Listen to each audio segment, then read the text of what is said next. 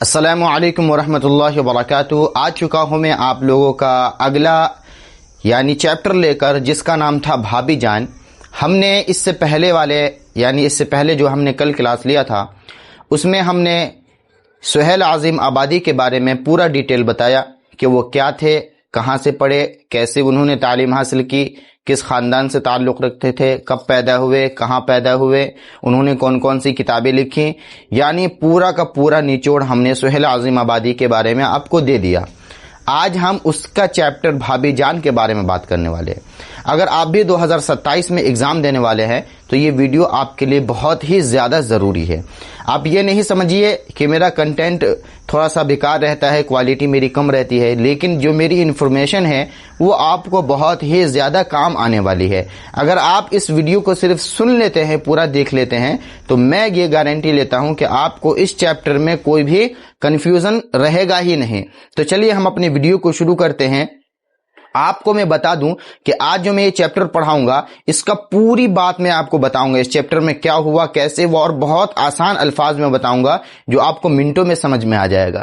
تو ویڈیو کو پورا دیکھیے گا، اس کی بالکل نہیں کیجیے گا۔ پہلی بار دیکھ رہے ہیں تو ویڈیو لائک کر دیں، چینل کو ضرور سبسکرائب کریں اور ہمارے ساتھ جڑے رہیں، بیل آئیکن کا بٹن ضرور پریس کر لیجیے گا۔ چلیے میں آپ کو بتا دوں، سب سے پہلے تو یہ سمجھیے کہ یہ کلاس 10 کے لیے ہے اور سبق نمبر یہ 2 ہے، لیسن نمبر کیا ہے، 2 ہے، اور یہ چیپٹر کا نام کیا ہے، بھابھی جان۔ چیپٹر کا نام کیا ہے، بھابھی جان، اور یہ ہے کیا، تو یہ ہے افسانہ۔ کیا ہے بھائی، افسانہ۔ افسانہ بولتے کس کو بولتے ہیں، افسانہ بولتے ہیں کہانی کو۔ کس کو بولتے ہیں، کہانی کو افسانہ بولتے ہیں۔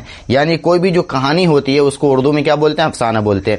سب سے پہلے بات سمجھیے کہ جو بھابھی جان ہے اس کا نام کیا ہے، تو اس کا نام ہے رقیہ۔ کیا نام ہے، رقیہ۔ رقیہ بھابھی جو ہے نا، یہ بہت زیادہ نازوں کی پالی ہوئی تھی، بہت اچھے گھرانے میں، بہت امیر خاندان سے تھی یہ، ٹھیک ہے، اور یہ اتنا نازوں سے پالی گئی تھی کہ آج سے تقریباً کب کی بات ہو رہی ہے، 1980 کی، 1911-12 کی بات ہو رہی ہے۔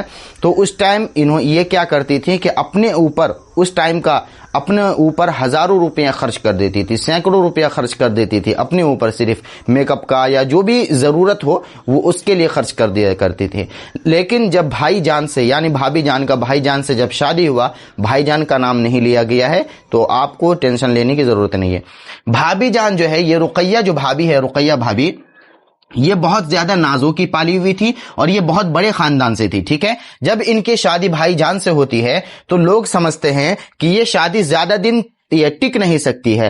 وہ اس لیے نہیں ٹک سکتی ہے کیونکہ جو رقیہ بھابھی کے جو شوہر ہے، یہاں پر دیکھ لیجئے، رقیہ بھابھی کے جو شوہر ہے یہ کیا کرتے تھے، یہ سیاست کرتے تھے۔ سیاست کا مطلب ہوتا ہے راجنیتی کرتے تھے، اور آپ کو معلوم ہے کہ جو انسان راجنیتی میں چلا جاتا ہے وہ ہیر پھیر میں زیادہ رہتا ہے، ٹھیک ہے، ادھر کا کام ادھر کر دیا، ادھر کا ادھر کر دیا۔ تو ایسے میں رقیہ بھابھی کے جو شوہر ہے، ان پر بہت زیادہ کیس ہوا رہتا تھا، بہت زیادہ مقدمے ہوا کرتے تھے، بہت زیادہ۔ اگر ایک مقدمے کے لیے جیل گئے، پھر باہر آئے تو پھر دوسرا مقدمہ کی وجہ سے وہ جیل میں چلے جاتے تھے۔ تو اکثر جو ہے رقیہ بھابھی کے جو شوہر ہے وہ جیل میں ہی رہتے، ٹھیک ہے۔ اور یہ جو رقیہ بھابھی کا جو یہ چیپٹر ہے بھابھی جان، یہ زیادہ تر عورتوں کے لیے ہے، جو لڑکیاں ہیں ان کے لیے ہے، ٹھیک ہے۔ اب یہ جو بھابھی جان ہے، آپ کو معلوم ہے کہ جب کسی کا شوہر نہیں ہوتا ہے یا کوئی مصیبت میں ہوتا ہے تو اس لڑکی کے اوپر کیا بیتتا ہے، یہ ہم بھی اچھے سے نہیں سمجھ سکتے ہیں، یہ وہی سمجھ سکتی ہے جو عورت ہے، جو مرد ہے، جو لیڈیز ہے، وہی یہ بات سمجھ سکتی ہے کہ جس کا شوہر نہیں ہوتا ہے اسے کتنی زیادہ تکلیفوں کا سامنا کرنا پڑتا ہے، ٹھیک ہے۔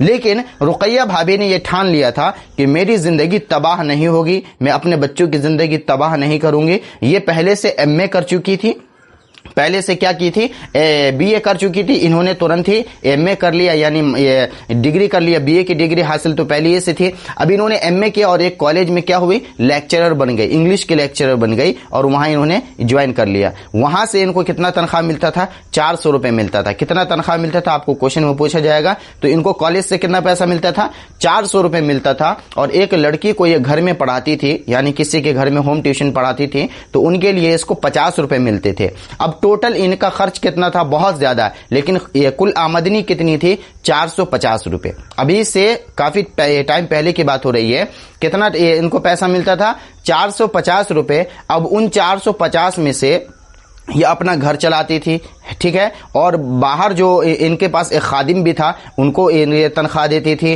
اس کے بعد باہر اگر کسی غریب لڑکی کی شادی ہے تو ان میں یہ انویسٹ کر دیتی تھی. اور باہر جو پہلے کے ٹائم میں انجمن چلا کرتا تھا، انجمن بولتے ہیں کہ کسی گاؤں میں ایک کمیٹی بنائی جائے گی اور وہاں میں تمام لوگ وہاں پر پیسہ جمع کریں گے، اور اس پیسے سے اس گاؤں میں کسی کی زیادہ طبیعت خراب ہو گئی، کوئی اس قابل نہیں ہے کہ اس کا علاج کروا لے، تو وہ کمیٹی اس کو پیسہ دیتی تھی علاج کرانے کے لیے. کسی غریب لڑکی کی شادی ہے، وہ افورڈ نہیں کر پا رہا ہے شادی کرنا، تو وہ ان پیسوں سے اس لڑکی کی شادی ہوتی تھی. یعنی اس گاؤں میں ترقی کے لیے ایک انجمن بنایا جاتا تھا. تو رقیہ بھابی جو ہے یہ انجمن میں بھی ایک فکس رقم تھی جو وہاں دیا کرتے تھے، ٹھیک ہے.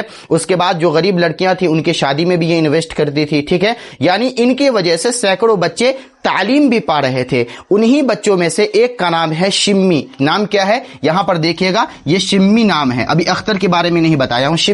شمی کیا ہے؟ ایک ایسی غریب لڑکی ہے، ایک ایسی غریب لڑکی ہے جو پڑھنا تو چاہتی ہے لیکن پڑھ نہیں پا رہی ہے. وہ اس لیے نہیں پڑھ پا رہی کیونکہ ان کے پاس اتنا پیسہ نہیں ہے کہ وہ اس پیسے سے وہ کالج کا فیس جمع کرے اور وہ پڑھ سکے، ٹھیک ہے. تو اس کی ذمہ داری کس نے لیا ہے؟ رقیہ بھابی نے لیا. کس نے لیا؟ رقیہ بھابی نے. رقیہ بھابی اس کو اپنے پیسے سے کتاب، قلم، کاپی، جو بھی ضرورت سامان ہے پڑھائی کے لیے، وہ رقیہ بھابی ان کی ذمہ داری لی ہوئی تھی. اور یہ رقیہ بھابی کے سہارے کیا کر رہی تھی؟ پڑھ رہی تھی. اب میں آپ کو بتاؤں کہ رقیہ بھابی کے جو بارے میں انفارمیشن دیا تھا یہ لیکھک کو، یعنی سہیل عظیم آبادی کو، وہ کس نے دیا ہے؟ تو اختر نے دیا. اختر جو ہے یہ پہلے سے ہی ایک شاعر ہے. اختر کیا ہے؟ شاعر ہے. تو اختر جب ان کے رقیہ بھابی کے گھر جاتے ہیں تو بہت زیادہ ہنسی مذاق ہوتا ہے، بہت زیادہ یہ آپس میں کیا کرتے ہیں؟ بات چیت کرتے ہیں. تو اختر یہ سمجھ رہا ہے کہ جو رقیہ بھابی ہے ان کے پاس غم بہت زیادہ ہے، پریشانی بہت زیادہ ہے، لیکن کبھی بھی ان کے پیشانی پر ایک ذرہ برابر بھی غم دکھائی نہیں دیا، پریشانی دکھلائی نہیں دی. یہ رقیہ بھابی جو ہے یہ عورتوں کو بتانا چاہ رہے ہیں کہ اگر تم چاہو تو اپنے گھر کو جنت بنا سکتی ہو اور چاہو تو اپنے گھر کو جہنم بنا سکتی ہو. تو رقیہ بھابی کو سب سے بڑی جو پرابلم تھی وہ اپنے شوہر کی پرابلم تھی، اپنے شوہر کی دقت تھی کہ وہ بار بار جیل میں رہا کرتے تھے. ان کا سب سے بڑا ٹینشن تھا. اس کے بعد پیسے کم آتے تھے، خرچ بہت زیادہ ہوتا تھا. اب دھیان سے سنیے گا، آگے جو ہے یہ امپورٹنٹ ہے جو ایگزام میں آتا ہے. سب سے پہلے بات یہ پوچھا جائے گا کہ رقیہ بھابی کے اختر کون تھے؟ تو یاد رکھیے گا اختر جو تھے یہ رقیہ بھابی کے دیور تھے. کون تھے؟ دیور تھے. اب دھیان سے سمجھیے کہ شمی جو ہے، شمی ان کے کالج کی فیس تو جمع ہوتی تھی، ٹھیک ہے. اور رقیہ بھابی کی ایک بیٹی بھی تھی جس کا نام تھا ریحانہ. جس کا نام کیا تھا؟ ریحانہ تھا. اب بات سمجھیے کہ شمی ایک دن روتے روتے یہ رقیہ بھابی کے گھر آتی ہے اور بولتی ہے، یعنی بھابی جان ان کا چہرہ دیکھ لیتے ہیں تو وہ سمجھ جاتی ہے کہ ضرور کوئی مصیبت میں شمی پھنسی ہوئی ہے، ٹھیک ہے. اس کے بعد اس سے بہت زیادہ بار پوچھتے ہیں کہ بتاؤ کیا مسئلہ ہے، بتاؤ کیا مسئلہ ہے. میں شارٹ کٹ میں آپ کو بتا رہا ہوں، ٹھیک ہے، کیونکہ یہ چیپٹر بہت زیادہ لمبا ہے. تو رقیہ بھابی کے بہت زیادہ پوچھنے پر شمی بولتی ہے کہ میرے بھائی کی ایم اے کی فیس جمع کرنی ہے، ٹھیک ہے، میرے بھائی کے ایم اے کی فیس جمع کرنی ہے اور اس کے لیے پیسے کا انتظام نہیں ہو سکا ہے.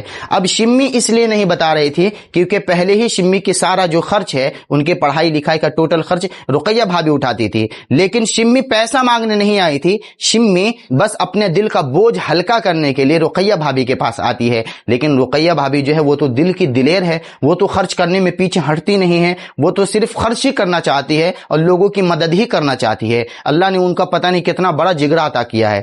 اب سمجھیے رقیہ بھابی یہ بات سنتی ہے تو فوراً اپنی الماری کھولتی ہے اور اس میں سے جو صرف ایک دن یعنی 2 دن پہلے ہی یہ ریحانہ کے لیے، ریحانہ جو ہے رقیہ بھابی کی چھوٹی والی بیٹی ہے، ریحانہ کے لیے سونے کے کنگن منوائے تھے اور ریحانہ نے صرف اس کو ایک مرتبہ پہنا تھا. وہ الماری کھولتے ہیں اور ریحانہ کی وہی والی کنگن، جو ریحانہ کا وہی والی کنگن جو ریحانہ نے بس ایک بار پہنا تھا وہ لیتی ہے اور شمی کے ہاتھ میں تھما دیتی ہے اور بولتی ہے کہ جاؤ تم اسے بیچ دینا اور اپنے بھائی کی ایم اے کی فیس کیا کرنا؟ کالج میں جمع کر دینا. یہ دیکھتی ہے تو یہ جو شمی ہے اس کو چکر سا آنے لگتا ہے کہ میں کیسے شکر ادا کروں اس کا، رقیہ بھابی کا. سمجھ میں آ رہی بات؟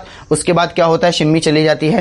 اب دھیان سے سمجھیے آخر میں اختر اس کے گھر کیوں آیا تھا؟ اختر یہ رقیہ بھابی کے گھر کیوں آیا تھا؟